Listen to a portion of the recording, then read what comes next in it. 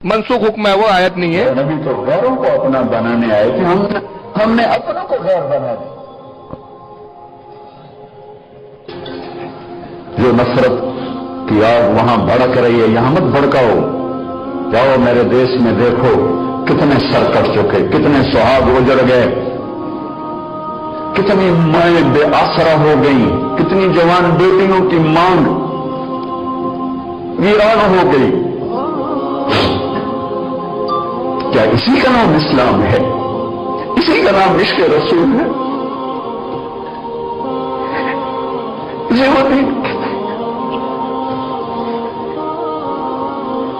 ایک دوسرے کی مسجدوں میں نہیں جاتے ہو، ایک دوسرے کے پیچھے نمازیں نہیں پڑھتے ہو، جنت کے ٹھیکیدار بن گئے ہو.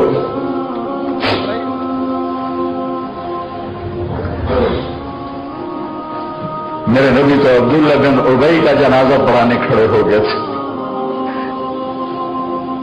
جس کا کفر ابو جہل سے بھی بڑا ہے.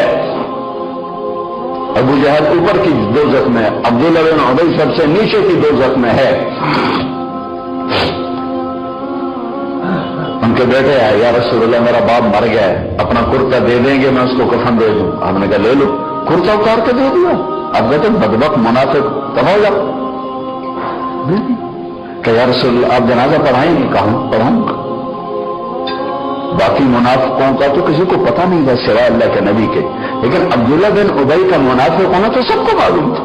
آپ جنازے کے لیے عمر سامنے آ گئے، یا رسول اللہ یہ کون ہے؟ تو مجھے پتا ہے کون ہے. تو آپ اس کا جنازہ کیوں پڑھا؟ کہ شاید اللہ معاف کر. کہ عمر پیچھے ہٹ جا، مجھے پتا ہے یہ کو.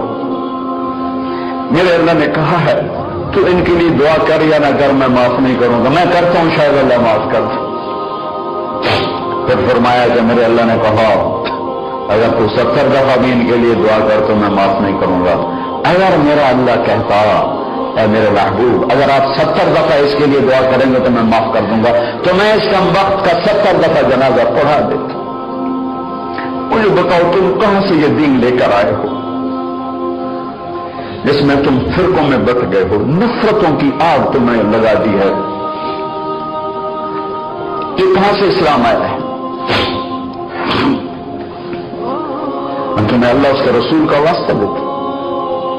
امت بن کے رہو، مسلم بن کے رہو، کوئی گنجائش نہیں. اپنے اپنے عقیدے پر پکے رہو، دوسرے کے لیے گنجائش رکھو. آخری نتیجہ جو تھا ان کا یہ کہ اپنے اپنے عقیدے پہ پکے رہو مگر دوسرے کے لیے گنجائش رکھو. کون سے کفری عقیدے پر؟ یعنی تم نبی کو علم غیب کا انکار کرو، اس عقیدے پہ پکے رہو. نبی کو مردہ سمجھو، اس عقیدے پہ پکے رہو مگر دوسروں کے لیے گنجائش رکھو. ایک منسوخ واقعے سے انہوں نے دلیل پکڑی ہے، اور یہی آڈیو ویڈیو اتنا چل رہا ہے کہ اچھے اچھے نوجوان ہمارے اس ویڈیو کو سن کر کنفیوز ہو گئے ہیں. ایک قصہ سنایا طارق جمیل صاحب نے، اور واقعہ یہ سنایا کہ عبداللہ ابن ابی مر گیا، منافق تھا، کھلا ہوا منافق تھا. تو ان کے بیٹے آئے، عبداللہ ابن ابی کا بیٹا آئے، صحابی تھے، یہ ایمان لا چکے تھے، عبداللہ نام ہے ان کا بھی. وہ آئے، کہا یا رسول اللہ میرا باپ مر گیا، اس کی آپ نماز جنازہ پڑھ دیجئے، کرتا دے دیجئے.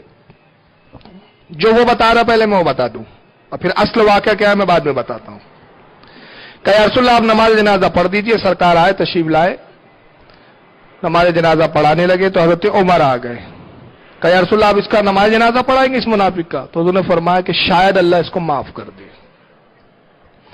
حالانکہ طارق جمیل کو میرا چیلنج ہے کہ کسی بھی روایت میں لفظ دکھا دے کہ نبی نے کہا کہ میرے نماز جنازہ پڑھنے دے شاید اللہ اس کو معاف کر دے. کسی روایت میں نہیں ہے، یہ اپنی طرف سے اس نے گڑا پہلے. بہرحال پھر حضور نے کرتا دے دیا، نماز بھی پڑھائی. آگے نہیں بتا رہا آگے کیا ہوا، واقعہ وہاں اینڈ. اب اس سے نتیجہ جو بتا رہا ہے، نتیجہ یہ بتا رہا ہے کہ میرے نبی نے تو منافق کی بھی نماز جنازہ پڑھائی، تم ایک دوسرے کے پیچھے نماز نہیں پڑھتے ہو، ایک دوسرے کی مسجدوں میں نہیں جاتے ہو، نفرت پھیلاتے ہو، تم فرقوں میں بٹ گئے ہو، تم سب ایک کیوں نہیں ہو جاتے؟ اپنے اپنے عقیدے پہ رہو، لوگوں کے لیے گنجائش رکھو. یعنی کوئی نبی کو گالی بک رہا، ہاں ٹھیک ہے تیرا عقیدہ تو بک، لیکن گنجائش ہے ہمارے پاس. یہ واقعہ، یہ بات منسوخ ہے، اور منسوخ سے احکام صادر کرنا، احکام نکالنا، یہ گمراہیت ہے، یہ گمراہ شک کا ہی کام ہو سکتا ہے۔ حقیقت یہ ہے کہ عبداللہ ابن ابی جو تھا یہ منافق تھا پکا، اور اس کے بارے میں علماء نے پوری تفصیلات یہ بیان کی اس واقعے کی، اور اس کے بعد پھر ایک قرآن کی آیت کریمہ سورہ توبہ میں نازل ہوئی، وہ نہیں بتایا اس نے کہ قرآن میں کیا نازل ہوا، وہ کھا گیا۔ ہوا یہ کہ جنگ بدر کے وقت جب کچھ مشرکین گرفتار ہو کے آئے تو اس میں حضرت عباس بھی تھے، حضور کے چچا، جو اس وقت کافروں کی طرف سے لڑنے آئے تھے رسول اللہ کے خلاف، یہ بھی گرفتار ہوئے۔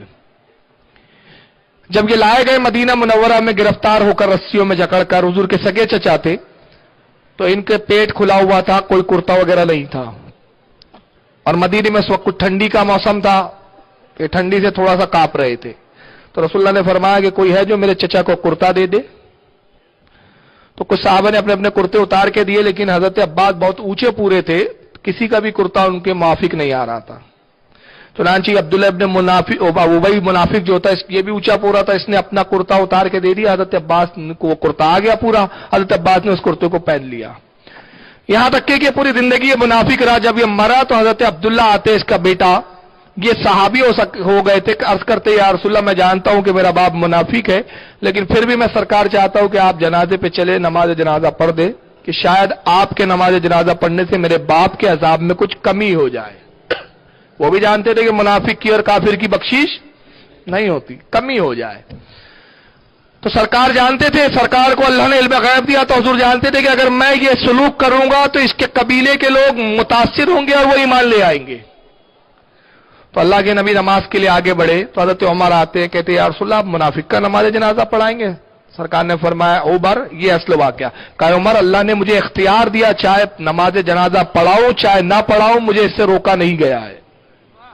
ہاں اگر میرا رب منع کر دیتا تو میں کبھی نہ پڑھاتا، لیکن مجھے اختیار دیا میرے رب نے، چاہے میں نماز جنازہ پڑھاؤں چاہے نہ پڑھاؤں۔ تو ابھی کوئی قانون نہیں آیا ہے، کوئی حکم نہیں آیا ہے، اجازت ہے۔ اب سرکار تشریف لائے، اپنا کرتا اتار کے عبداللہ ابن ابی منافق کے کفن پہ رکھا اور فرمایا یہ کرتا میں نے اس لیے رکھا، اس لیے نہیں بتایا کہ اس سے عذاب میں کمی ہوں گی اور اس کی نجات ہوں گی، فرمایا اس لیے رکھا کہ اس نے ہمارے اہل بیت میں میرے چچا عباس پہ احسان کیا تھا، نبی اپنے اہل بیت پر کسی کا احسان نہیں رکھتے، آج احسان چکا دیا گیا ہے۔ یہ تھا وہ منظر، لیکن شریعت کو اپنی مرضی سے موڑتے ہیں، صرف اپنے کفر کو چھپانے کے لیے۔ اور اس کے بعد سرکار نے نماز جنازہ پڑھائی۔ جب اس کے قبیلے والوں نے دیکھا عبداللہ ابن ابی منافق کے، وہ بھی منافق تھے، کچھ کافر تھے، کہ رسول اللہ اتنے سخت دشمن کے ساتھ یہ سلوک کر رہے ہیں، حالانکہ حضور کے خلاف جاتا تھا، حضور کے لیے دشمنی رکھتا تھا، تو آئے کہا کہ اللہ کے نبی ہم نے آپ سے بہترین اخلاق والا نہیں دیکھا، ہم اسلام قبول کرنا چاہتے ہیں۔ ہزاروں کی آبادی اسلام میں داخل ہو گئی، مگر اس کے بعد قرآن کریم کی پارہ نمبر 10 سورہ توبہ آیت 38 نازل ہوئی، اور آیت 38 میں اللہ نے اپنے نبی کو حکم دیا وَلَا تُصَلِّ عَلَىٰ أَحَدٍ مِّنْهُمْ مَاتَ أَبَدًا وَلَا تَقُمْ عَلَىٰ قَبْرِهِ۔ اے محبوب اب اس کے بعد کوئی منافق مر جائے تو آپ اس کی جنازے کی نماز ہرگز نہ پڑھنا اور نہ اس کی قبر پر کبھی کھڑے ہونا۔ یہ کون بتائیں گا؟ یہ نہیں بتا رہا ہے وہ۔ اب میں طارق جمیل کو چیلنج کر رہا ہوں، اگر یہ اپنے ماں کی حلالی اولاد ہے تو یہ کہہ رہا ہے کہ تم ایک دوسروں کے پیچھے نماز نہیں پڑھتے، میرے نبی نے منافق کی جنازہ پڑھائی۔ اس آیت کے بعد اگر نبی نے کسی منافق کی نماز جنازہ پڑھائی ہو تو ثابت کرو میں غلامی کرنے کے لیے تیار ہوں، اس آیت کے بعد۔ اب جاہل جب حکم آ گیا تو اب ختم۔ یہ تو ایسی بات ہوئی کہ ایک شراب پیتے بیٹھا ہے طارق جمیل، طارق صاحب شراب پیتے ہو؟ صحابہ بھی پیتے تھے۔ ابے جاہل تب پیتے تھے جب حکم نہیں تھا، جب حکم آ گیا کہ شراب ام الخبائث ہے حرام کر دی، اس کے بعد صحابہ نے پینا چھوڑ دیا، حرام ہو گئی، تو اب کیوں پی رہا ہے؟ ارے نبی نے اس وقت جنازہ پڑھائی جب حکم نہیں تھا، جب حکم آیا اس کے بعد کبھی زندگی میں نماز جنازہ نہیں پڑھائی۔